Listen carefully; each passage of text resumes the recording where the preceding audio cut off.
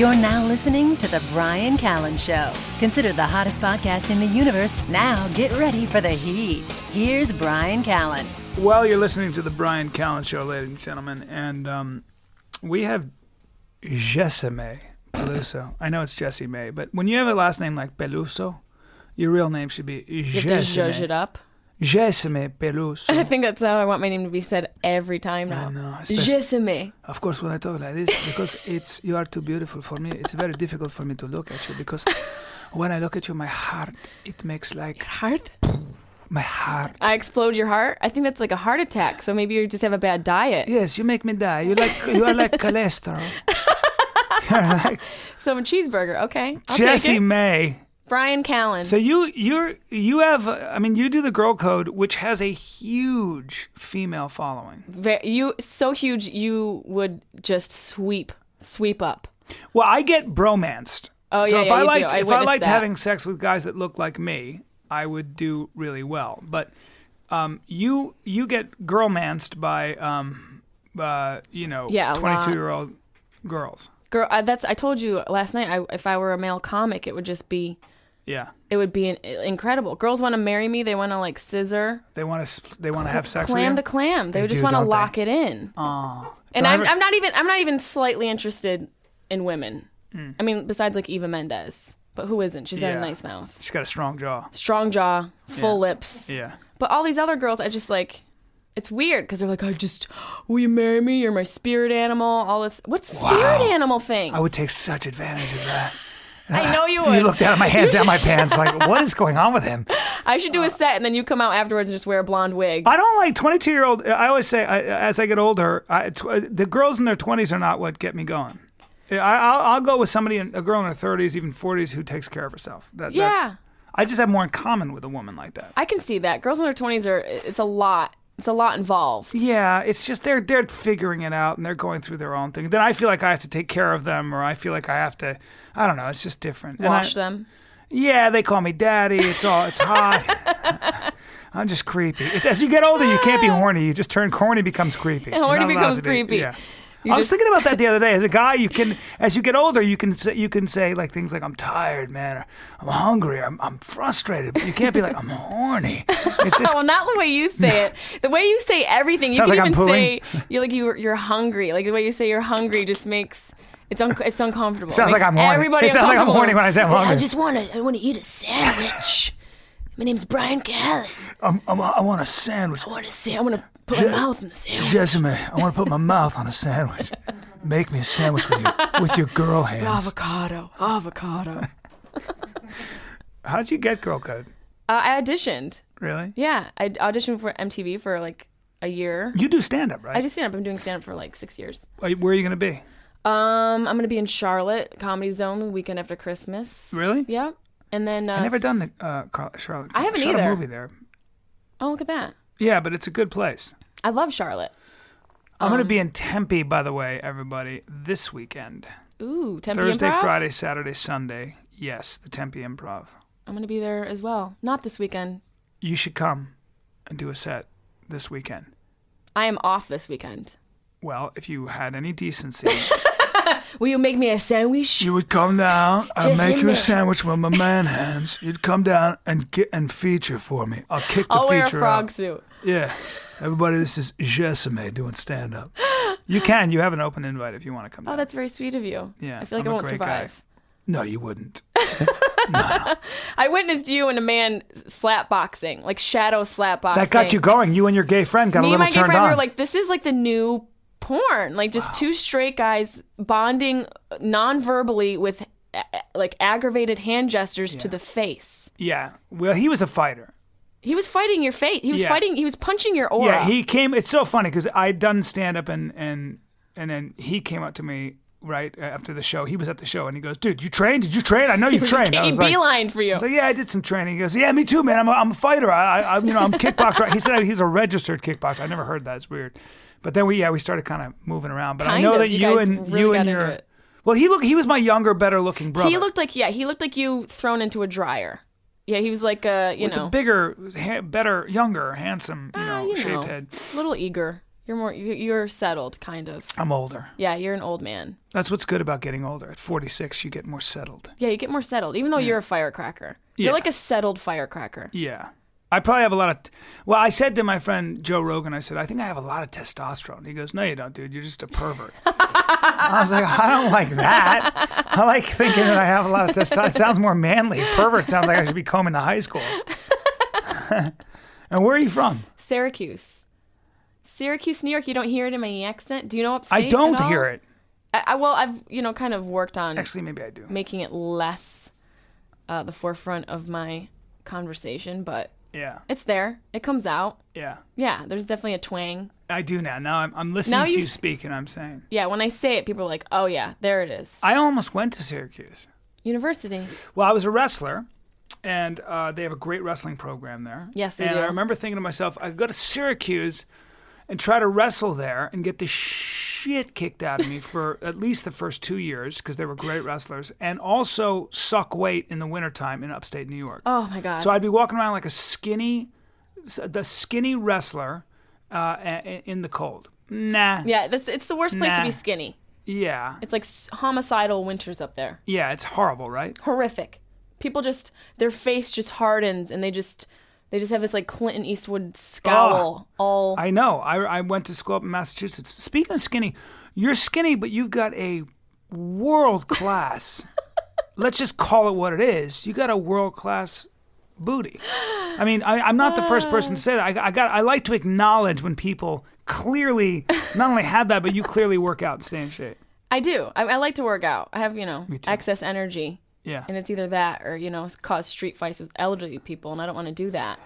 I'd rather do weighted squats and punch grandma. Wait, I liked you right away when when I texted. This is what I like about you. This is when I knew I thought you were great, because I really appreciate this from a woman, because you're a good-looking woman. You're not at all I guess affected by that. I get this text. I don't even know you. Show me your tits. And I was like, I thought you were some a-hole. So I was like, nope. And then you go, then I get this next question. How much does a polar bear weigh? I was like, well, I'm not answering this idiot. I'm not answering some dude. I probably gave him my number like on the road because he wanted to come to a show. I'm not answering this. I get these messages all the time because I give my number out to way too many people. I figured you did, and that's why I did it. I'm like, there's no way. Even though 5 minutes prior to this, you'd given me your number. Yeah. I figured your wild, rapid-fire, erratic brain wouldn't connect the two. I couldn't figure it out. And then you said, it's Jessimae, I'm a dork. You ruined... That's a pickup line that the executive producer of Girl Code uses, and it's my favorite thing because he's such a dork. He goes up to a girl and he says, how much does a polar bear weigh? I know the answer. What's the answer? The answer is... What's your answer that you said? You ruined the pickup line. You gave me like a National Geographic... response. No, what I didn't. I said to you, I was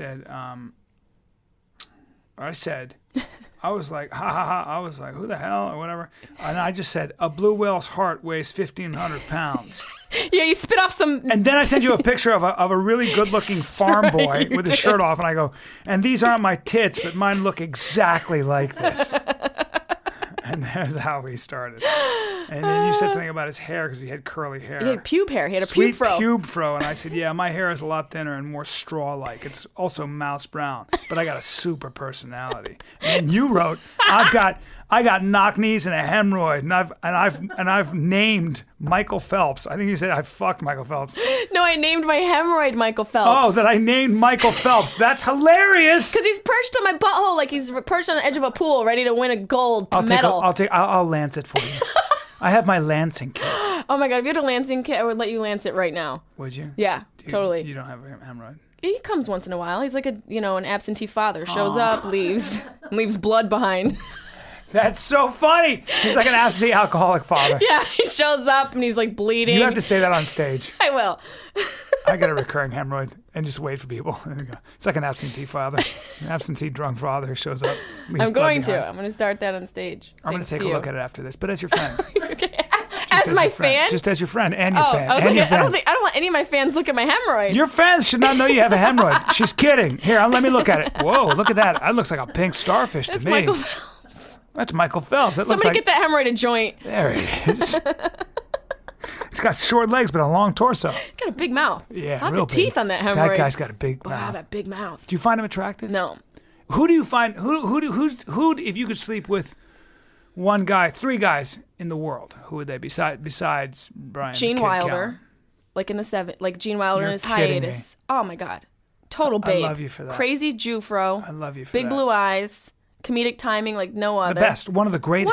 I have this a Gene Wilder quote on my arm. It's a tattoo. Well, it's a quote from a movie he was in. What and then It's hold your breath, make a wish, count to 3, and you'll be in a world of pure imagination. Oh, that's from Willy Wonka. Willy Wonka. It's not his. Oh my He God. didn't say it, but And then my necklace says Wilder on it.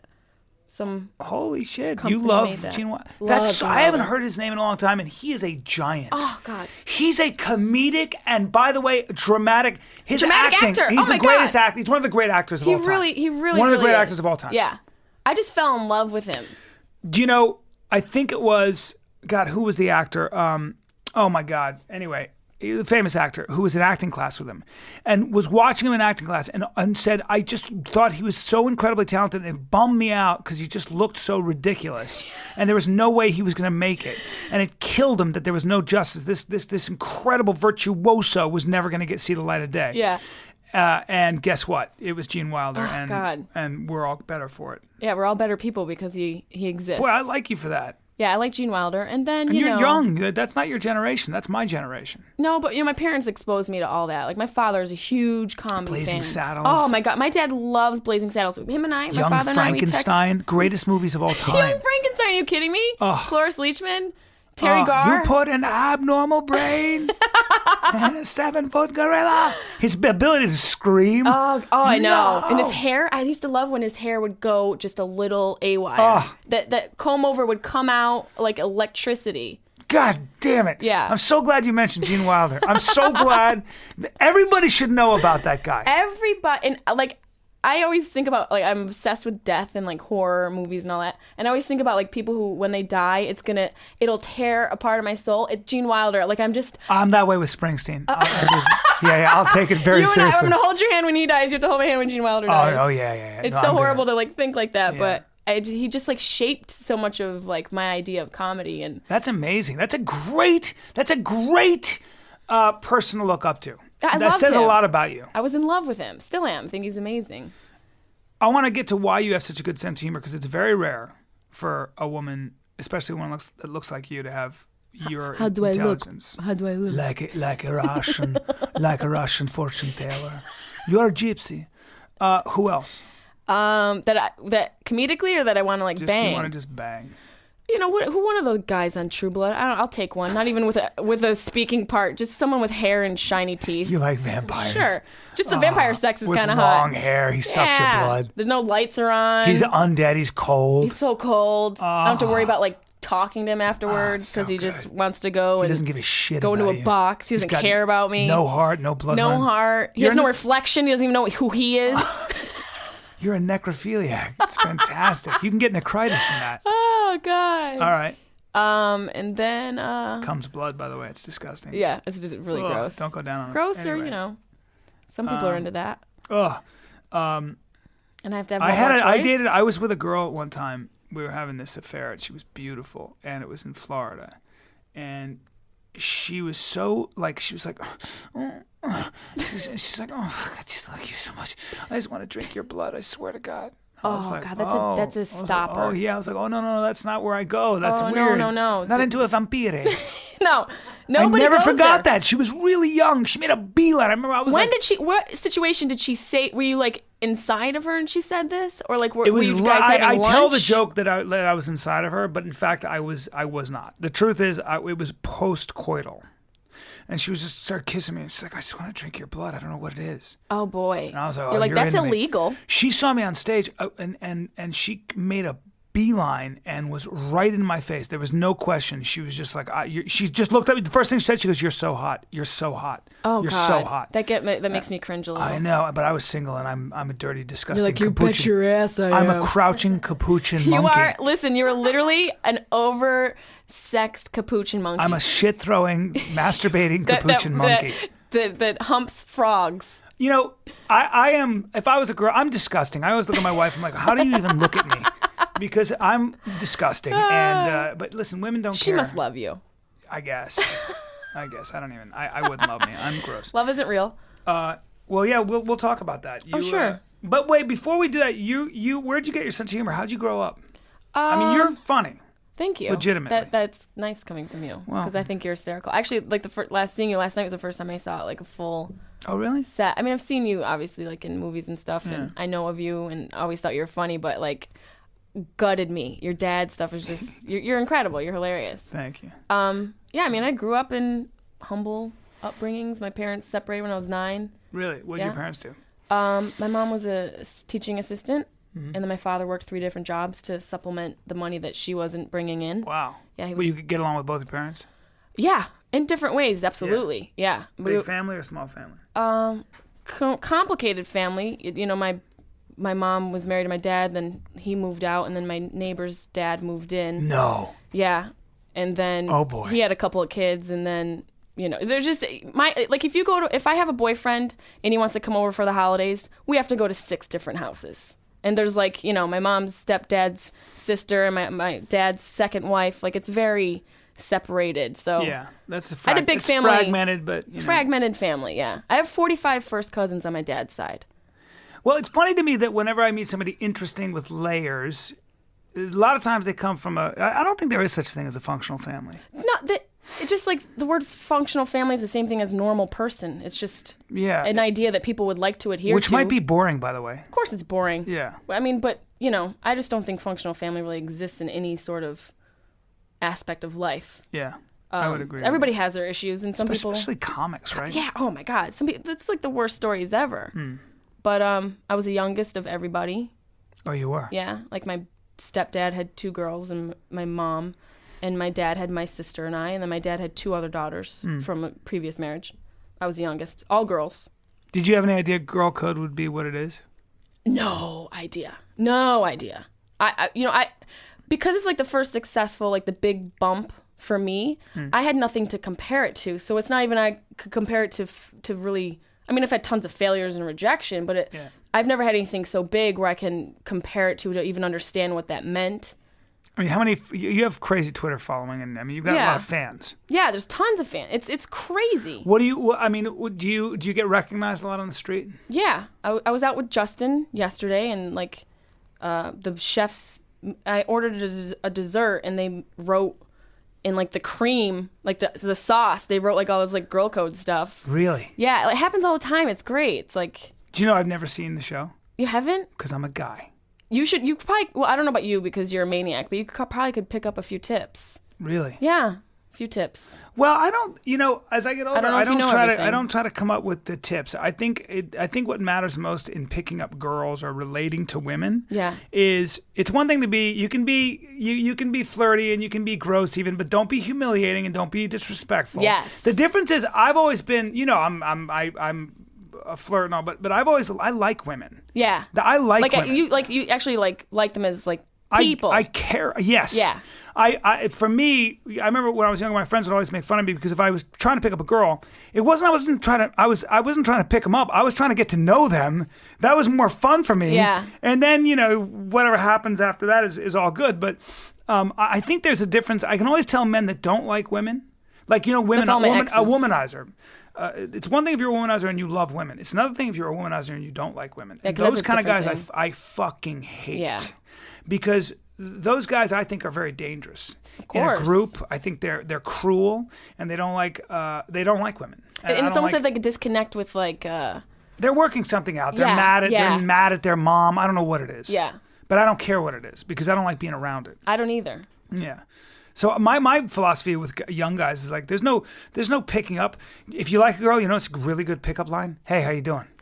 How's it going? Yeah, just and then talk to her like you talk to anybody else, like a human being, and be a silly goose. That's the best. Yeah. Any guy who's like funny, but I feel like I had this conversation with a couple of my friends. We were talking about like guy comedians on the road versus girl comedians on the road because I've been doing the road a lot now, and like one of my guy friends is like, oh, dudes just must come up to you and like throw themselves at you, but.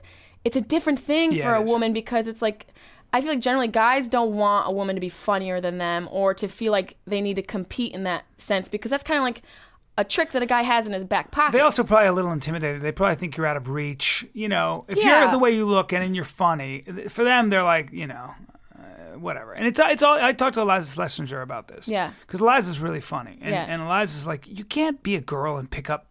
There are always guys around, but you can't. It's just different. It's so different. It's like you're gonna get judged first of all, and and I'm still a girl like that, and I know I'm like tough. I guess I come across as tough. I don't know, like people, say that, but I'm still a girl. Like I want to be hunted. Yeah. Like hunt me.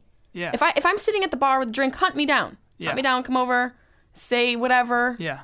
I love that you use the word hunt. Well, it's essentially but it's what it so is. True. It's what it is. It's so true. When you see packs of guys out, they're hunting. They're hunting. It's a whole organized. They're hunting. They've replaced the spears with horrible pickup lines. That's right. And they don't drag the girl by the hair anymore. They slip something in her drink. Right. It's just all everything's changed. It's just variations of what the original thing was. True.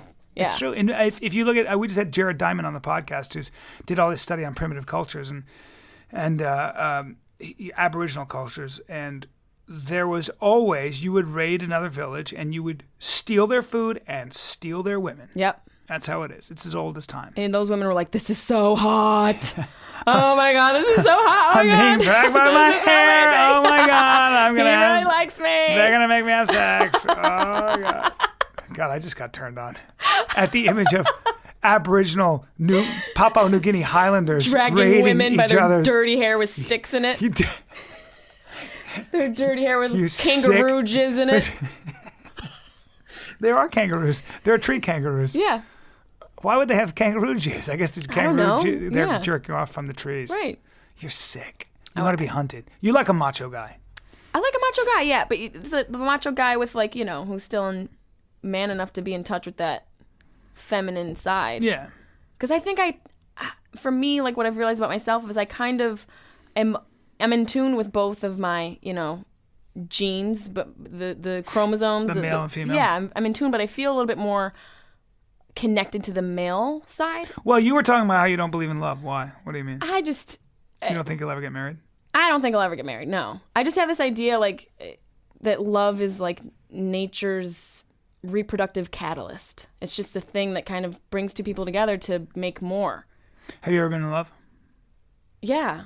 You've been obsessed, maybe not in love. Not really obsessed. I mean, I love John Stamos. Why I just did a movie with I John. know you did. I slipped right in there. He's great. Him and I, we both have skinny legs. We both hate our skinny legs. Have you met him? Have you hung out? No, no. But everybody knows, he's a great See, guy. if you watch Girl Code, you would know, John Stamos is a running thing with all of the, topics with me. I always talk about John Stamos. Really? Yeah, totally. He's a babe.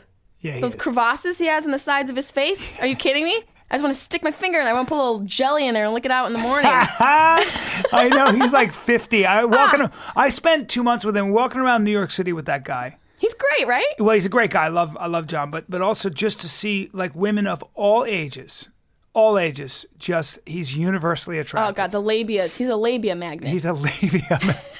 And he dressed so well. I always be like, he'd show up and I'd be like, dude, what the fuck? What are you doing? With a linen white shirt with these perfect boots and jeans. I'm like, I know you have a lot of money, but I would try to dress like that. I literally changed the way I dressed. After Stamos? Yeah, and then I caught myself in the mirror. I was like, I don't have that hair or that olive complexion. I look so a little. great. I have too much pink and green in my skin. Fuck this guy. I'll beat him up. Hey, John, I'll beat you up. I hope you're listening. John, I will aid your wounds, okay? So let Bryan beat you up, and I'll just dress your wounds like. And by the way, plays the piano really well, plays the drums really well. He was sitting down playing the piano and then tapping his foot and just to the song, and I was like, dude, you do that too, huh? You play the piano? Yeah. You have musical rhythm? Oh, you just do that? Oh, and you're on Broadway and you sing? You're on Broadway and you sing? Yeah. Oh, and you play the drums with the Beach Boys? Oh, it's nice. Really well? Yeah. Oh, and you banged Rebecca Donaldson? Oh, no big deal. And he's rich as shit. Yeah, I mean, women, the best looking women in the world. He told me to come meet him at a bar, and I get in there. It was central casting for the best looking people in the world. Yeah. I walked in, I looked like a fucking spore, and I'm not terrible looking. I look like a mushroom with feet. I love that word that you just described yourself as a spore. A spore. I may as well have been because people were looking at me that way.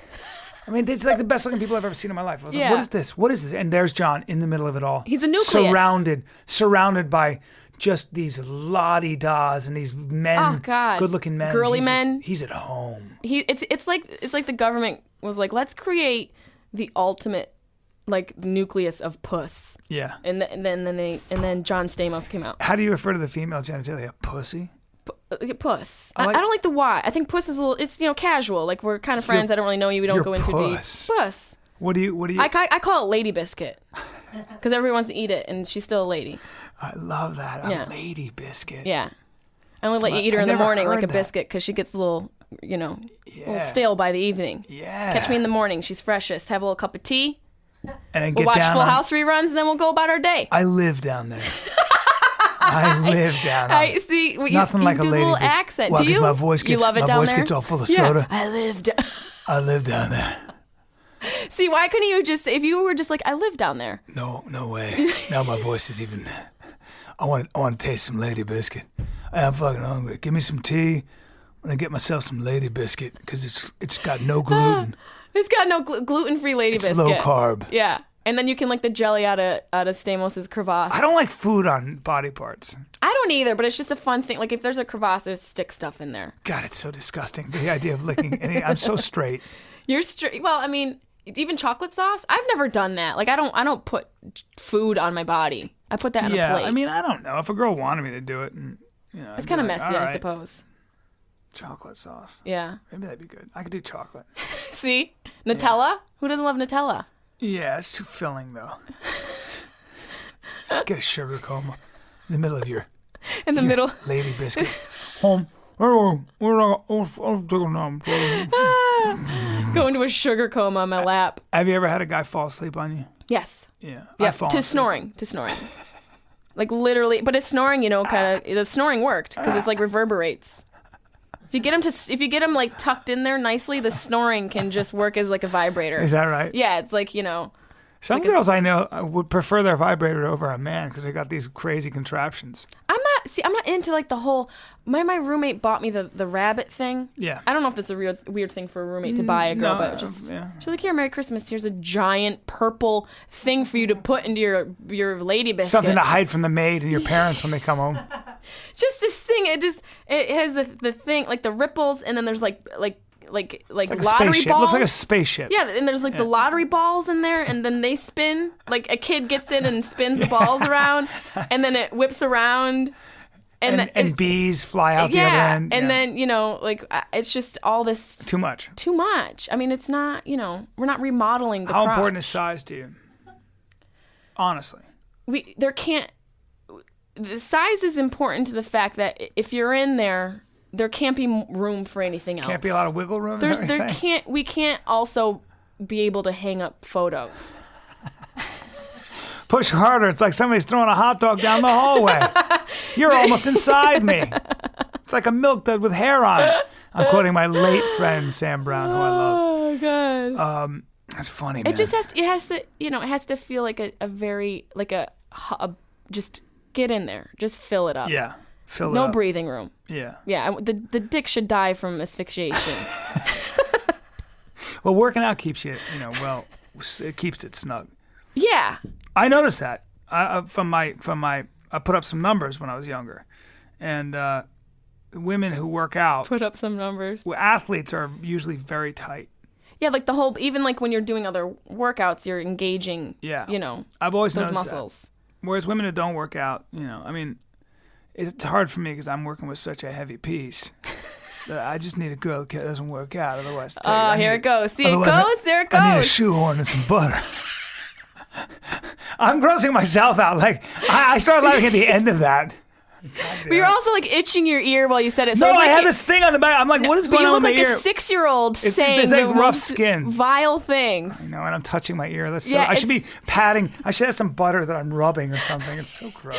You should have like a cat that you're petting. There's like all these animals in here. You need for you to pet one of the animals. We are like in a zoo. I love zoos. I love it. I want to be surrounded by animals. What kind of animals? I told you I want llamas. You do? Oh, yeah. I want a horse. Pets. I'm going to name my horse Chaplin. Do you ride horses? Yeah, I can ride. Really? English and Western. You bet your butt. Yeah, I'm from upstate. Everyone else did meth. I was horseback riding. I like it. I like that. Do you ride? You would be cute on a horse. I do ride. Do you really? Yeah. My mother made me ride as a kid a lot. Ah. So. And in fact, I used to date a girl who was a good rider, and she took me to Malibu where there were these old stunt horses, and this woman always needed her horses ridden. And I've never done this before, but they released all these hound dogs, these dogs, fox hunting dogs. Yeah. And we didn't hunt a fox or anything, but I galloped through the Malibu mountains or hills with dogs, baying dogs. I felt like the true aristocrat. Oh, that's so cool. And you see parts of Malibu that you've never seen when you're up in the hills on a horse up there. It's so incredible. Is there like flat? You can like flat? Oh man, mostly that's awesome. trails where you're going up and down. Yeah. And the horses were rugged quarter horses, so we were able to really ride them. And that's like you feel like when you're on a horse, it's like there's something. It's a different kind of feeling. The biggest thing for men with horses, and I'm not a good rider by any stretch of the imagination, but I've gotten away with a lot by just staying really relaxed and letting the horse basically just knowing how to use your legs. Yep. Don't tug on the reins. No, you can't overcorrect. A lot of free rein and just relax. Yeah, you have to just relax. Yeah, because certain horses, if you overcorrect, they're like, this motherfucker. No, they know. They can feel it. They can feel it. Yeah. Well, horseback riding is such a subtle. It's very subtle. Yeah. But I feel like with any animal that you domesticate, the corrections tend to be better received when they're subtle. I was in the like UK. men as I was well. in London, and my friend's sponsors. What did you say? Like men as well. Subtle corrections go a long way. You're right. That's true. Subtle corrections go a long way. You're not doing the voice right. I know I'm not. I'm doing it like not in a You sound like you're perverted- dying. You sound like you're literally like, subtle corrections, like somebody's strangling you. I sound like a Boniva commercial or something. Make sure you take the pill every day. Stop doing. Make sure you don't smoke. It's really bad for your throat. That's 2 packs a day. Now I'm breathing out of a tube out of my earlobe. Stop smoking. Don't smoke. Also, subtle corrections. Don't smoke. But subtle corrections. I was in the UK. My buddy sponsors. He made $1 billion, and he sponsors the best horseback rider in the world. The guy who won the badminton trials, and Burley. And so he's an inventor, and he's a real cowboy and an incredible horseback rider. And I watched him ride up close in my friend's ring, and he was kind of training this horse. You don't see him doing anything. It looks like he's literally just sitting still in a chair. You don't see him doing anything. Yeah. His hands are just, there's nothing going on. I was like, oh, it doesn't look like he's doing anything. Yeah. Well, I can do that. No, I can't. It's Because he's difficult. doing little things. Yeah. But you also have to have like a relationship with the horse to get that good.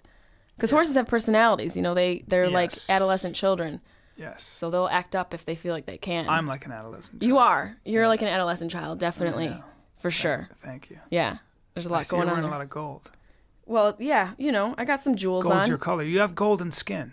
I have golden skin. Yeah, I think so. I have a golden ticket as well. Are you... That was a Willy Wonka reference. Aw, Bringing it all around. Yes, it was. Now, do you know who wrote Willy Wonka and the Chocolate Factory? Well, it's from a book, and it was written by... Oh, God. Yeah. This is so bad. Do you know who it was? No. Oh, wait. I plagiarized Silverstein. a poem by Shel Silverstein when I was 8 years old, just so I could meet a local weatherman because I had a crush on him. Okay, wait. I like that. Wayne Mahar. Love you, buddy. Creepy Twitter profile picture. Please change Love it. that. Who? Should I know this? Roland Dahl. Roland Dahl. D-O-H-L. D-A-H-L, Roland right? Dahl. Yeah. Yes. Roald Dahl. Roald Dahl, yes. He's a great writer. I know because my daughter listens to his all the books, and he's written a lot of books, and it's all about essentially terrible adults who abuse children in a way. Very dark. People didn't realize that about Willy Wonka, you know? Yeah. They didn't realize Well, that she'd story. been reading too much Roald Dahl, and my daughter at 5 was like, Daddy, you have to chop me up. You have to chop me up, and then you have to eat me, but you have to start with my legs. And I was like, all right, I don't like this serial killer game. This is my daughter who's 5, and she wants me to, these kids listen to these things, and she'd been reading too much. She has these books read to her, like on that books on tape stuff. Yeah. And I was like, this guy's too dark for my daughter, man. Yeah, it's I don't dark. like that. I don't want her coming up to me saying, Daddy, you have to cut my legs off and then eat them. And no, I'm not gonna. No, No, that's not. It's not not my even scene. Guess what, guys? Not my scene. Not my bag. Not into it. Yeah. Not into it. Yeah, but he's a great writer, man. Yeah, dark. Definitely dark. I like dark stuff. I'm into. Yeah, so you like horror films? Love horror What is films. it? Do you like women, horror films? No, women love them. They love being scared. I love being scared. I love it, but I also like really appreciate I wonder what a that is. campy horror film. Like what? Give me five horror films scared the shit out of you. Night of the Living Dead, Yeah. Evil Dead, Oh, okay. So you're a zombie Exorcist. Girl. Oh, The Exorcist is number one. Amazing. And I really liked the remake Dawn of the Dead that came out like 4 years ago. 2006 was really, really good. Rosemary's Baby was. Oh my God, is that scary? I like classic, but I literally will watch all of them. Even the bad ones, there's something special about them. Besides like the franchise films, like Freddy and Jason, those are just kind of campy, and Saw, those are just a little. The Omen. Did you see The Omen? Oh yeah, yeah. And all those like possession movies. Yeah. Based on a true story. Did you see The Conjuring? Oh yeah, that was great. Scared the so good. out of me. Sam Raimi's awesome. I love Sam Raimi's films too. Yeah. My buddy, Eli Roth. He's good. Huh? That guy, he probably is the best person to make out with. You think so? Yeah, just like a dark brain. He'd probably just like eat your face. You'd make out with him, huh? Yeah, just because of his movies. I think you're turned on by a brain. You're not turned on so much by a look. I don't care about the looks. Wow. That doesn't, Women are amazing that way. Women are not linear. They don't give a shit. No. They get turned on by a man's brain. Yeah. I mean, because it's 9 times out of 10, if you go to a guy who's, aesthetically attractive, you go over there and you're just like, oh, okay. He has no idea what's going on in the world. Yeah, that's always a bummer when somebody's really smart. I mean, somebody's really physically gifted or whatever, and then they don't know anything. Nature's balanced, man. Yeah. Yeah. I always used to do that. I'd be like, if I had a girlfriend and, she'd start dating some stud, I'd be like, well, whatever, at least I'm funnier.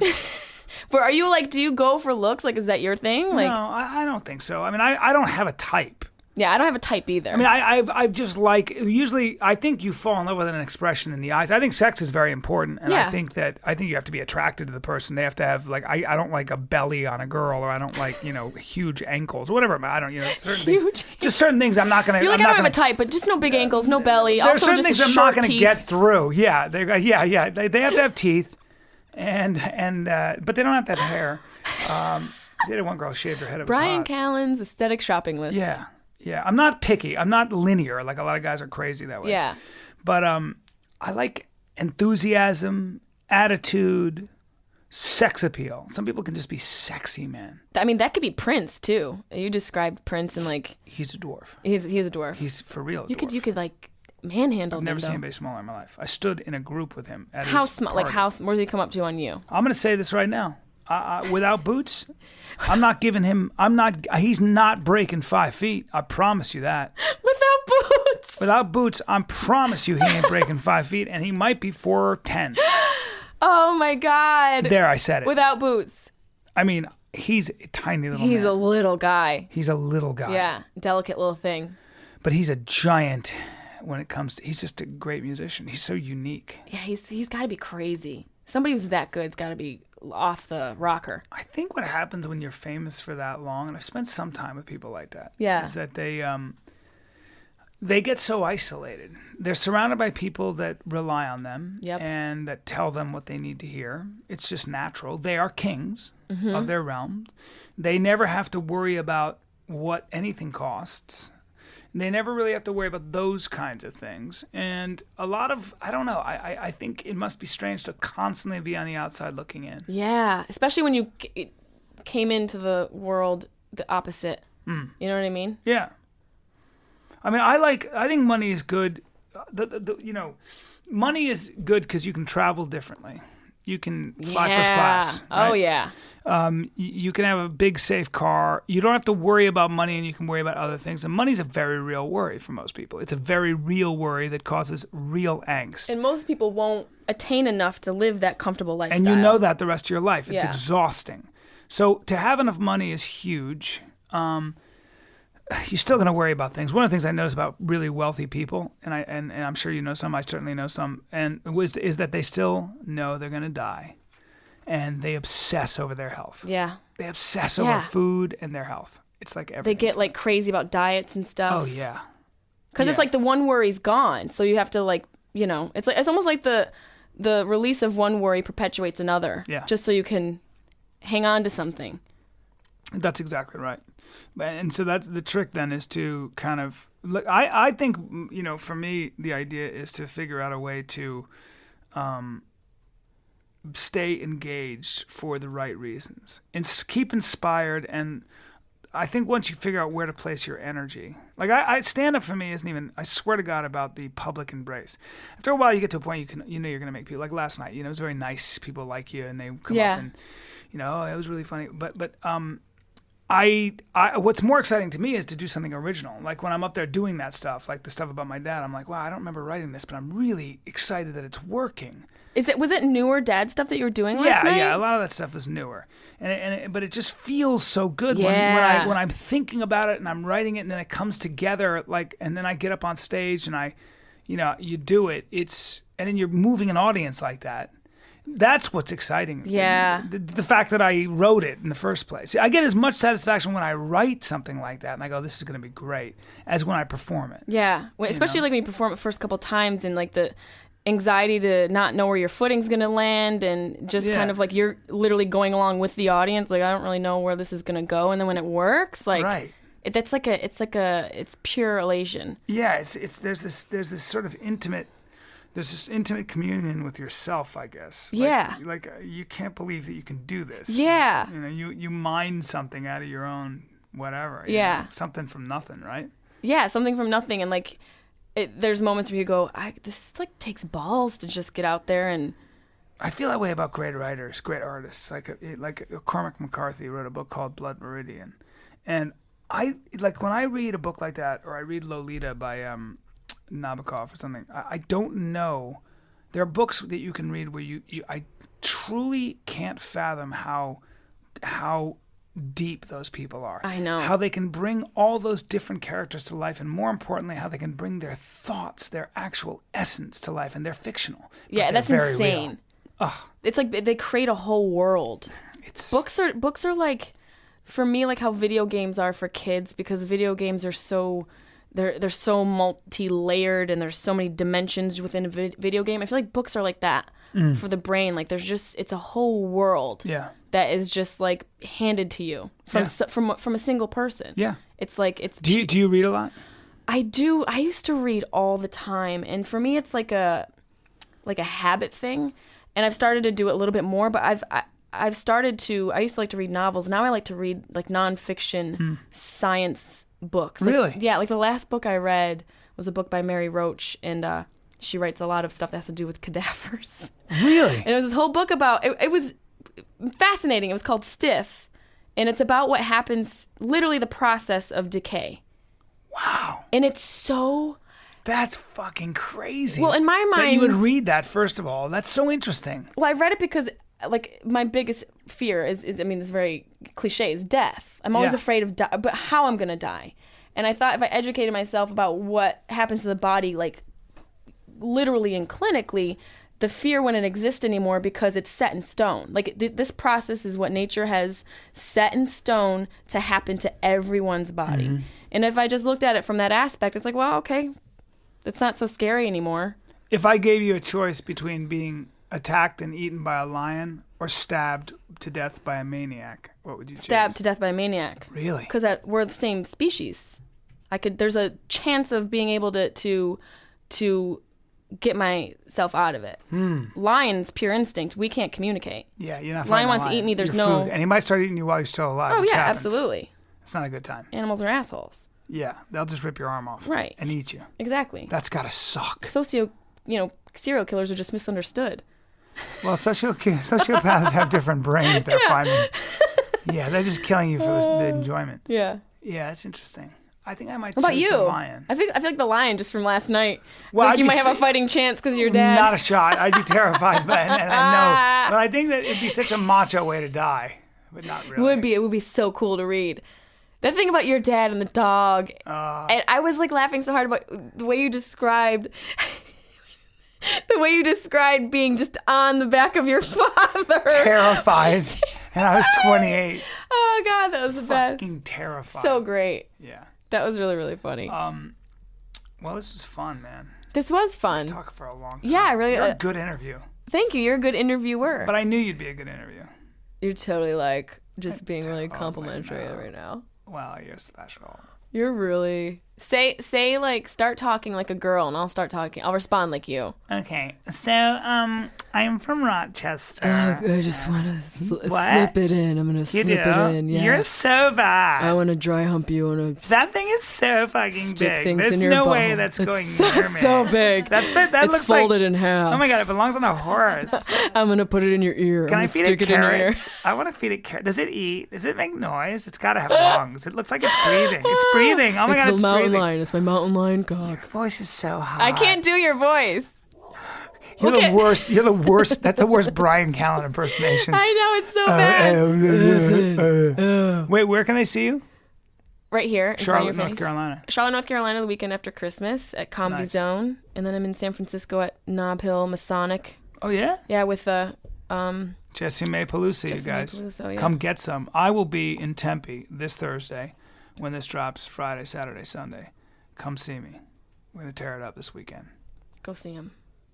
Thank you, Jessimae. Thank you, Bryan Christopher Callen. You're welcome, Jessimae Peluso. There we go. Thank you very much. Stop rubbing your ear. Why? Because I can't rub you, so I have to rub my ear. I have You have to rub a something. little bump on it. Oh, that's even worse. Bothering We should me. probably go to the clinic after this. Oh, yeah. Yeah. If by clinic you mean.